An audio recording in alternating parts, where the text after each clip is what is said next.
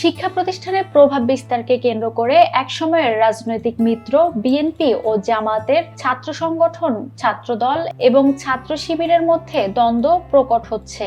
কোথাও কোথাও অনেকটা মুখোমুখি অবস্থানে দেখা গেছে এই দুই সংগঠনের নেতাকর্মীদের। ঘটেছে সংঘর্ষের ঘটনাও, চলছে দোষারোপের রাজনীতি।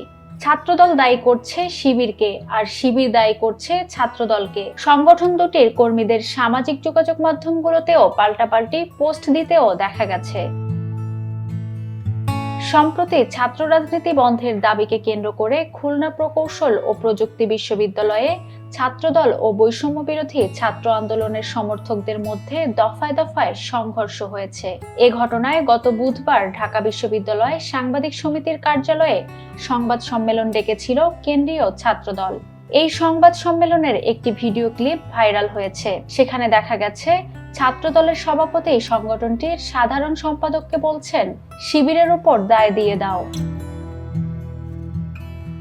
ছাত্রদলের সভাপতির এই বক্তব্যকে পারস্পরিক শ্রদ্ধাবোধ, সহযোগিতা ও বন্ধুভাবাপন্ন ছাত্র রাজনীতির পথে অন্তরায় বলে মনে করছে শিবির। সংগঠনটি বলছে, নিজেদের অপরাধমূলক কার্যকলাপের দায় ছাত্র শিবিরের উপর চাপিয়ে দেওয়ার যে প্রবণতা ছাত্রলীগের ছিল, তা আজ ছাত্রদলের মধ্যেও বিদ্যমান। এ ধরনের আচরণ ফ্যাসিবাদী রাজনীতির বহিঃপ্রকাশ এবং সুষ্ঠু ধারার রাজনীতির পরিপন্থী।